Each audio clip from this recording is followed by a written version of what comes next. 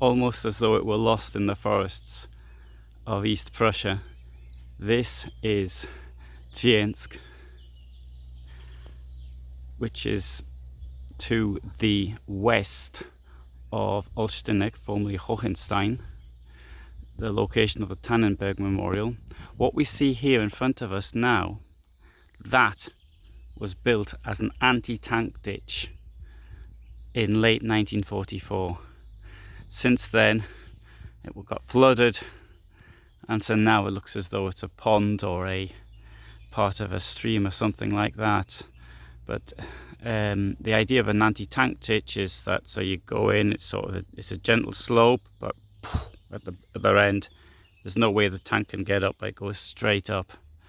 And this it's not so far from the Polish border, but this is clearly from later than that.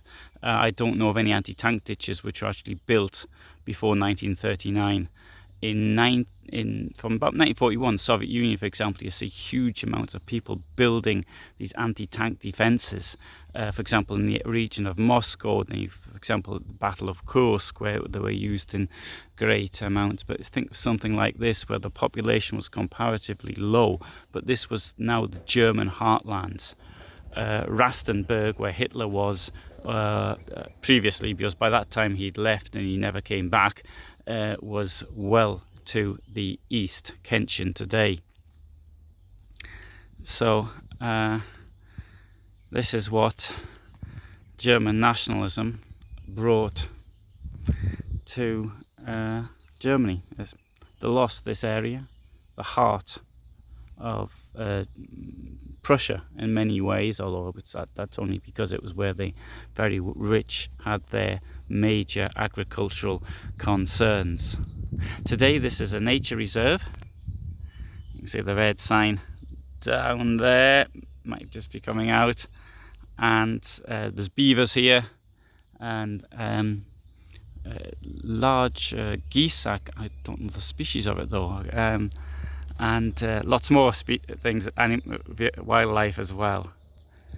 So now I'm going to see the military cemetery in this town from the First World War, because this area here was the scene of battles in the Second Battle of Tannenberg. That's not really the right name, I would call it something else, but Battle of Olsztynek or something along those lines. And that's what I'm going to say right now. You can see the old road here, the cobblestones, built probably in the 19th century, but they're still here, they've survived all this time.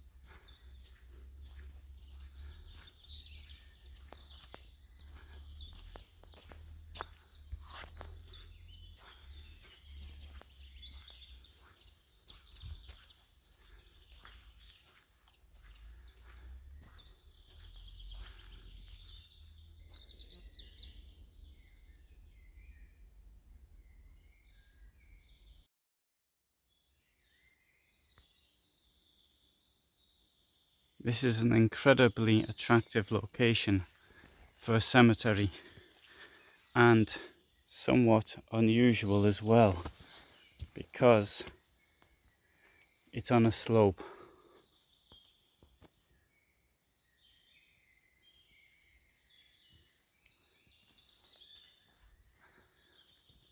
What's happened here is that during the Battle of Tannenberg, we're now to the west of Olsztynek, Hohenstein, and as the German encirclement became obvious to the Russians, they went from attack over to defense. And this is based on a Russian defensive position. And you think there's a huge amount of work that went into this. Why did they build it in the forest, you may be thinking?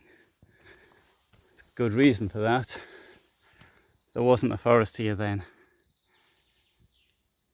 The population of East Prussia, as such, has steadily declined.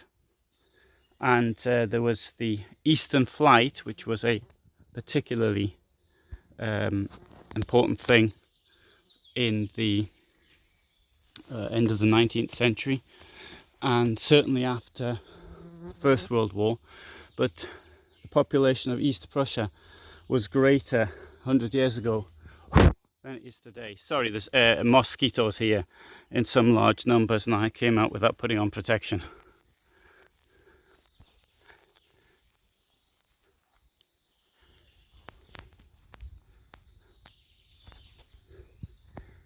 So nature has made this an even more attractive cemetery.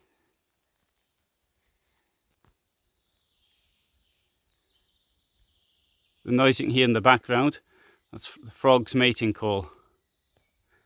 Although it's now 18th of June, so it's a little late. It's much noisier in May. So there's both German and Russian soldiers buried here, all from, I believe, from the last week of August 1914.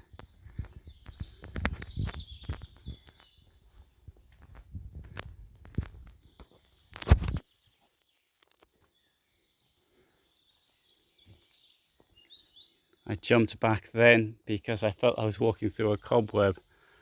Poor spider. Spent ages doing that, and I walked through it.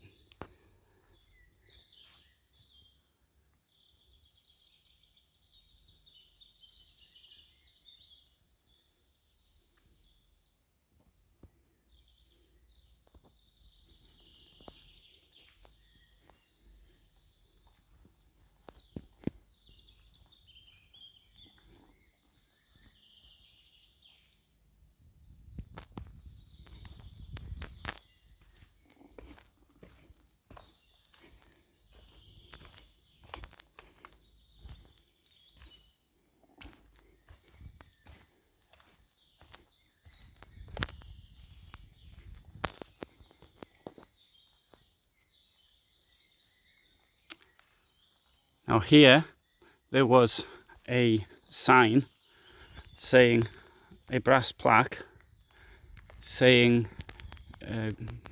something typical of what we'd normally see on war memorials: glory to those who died here. And we can see the positions also, the stones for the hanging wreaths, etc.